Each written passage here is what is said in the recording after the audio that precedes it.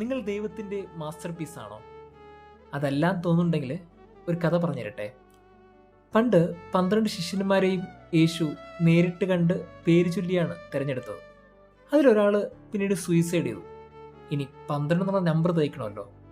അതിനുവേണ്ടി അവരവസാനം ക്രിസ്തു ഇല്ലായിരിക്കുമ്പോൾ നറുക്കിട്ടു. അങ്ങനെയാണ് മത്തിയാസിനെ തിരഞ്ഞെടുക്കുന്നത്. ആ മത്തിയാസ് ഈ 11 പേരെ പോലെ പിന്നീട് ഈക്വലായിട്ടാണ് സഭയിൽ അറിയപ്പെട്ടത്. നമ്മളൊക്കെ ചില സമയത്ത് ഡയറക്റ്റായിട്ടായിരിക്കില്ല വിളിക്കപ്പെട്ടത്. നമ്മുടെ വിളിയൊന്നും അങ്ങനെ മേന്മ പറയാനൊന്നും ഉണ്ടാകില്ല.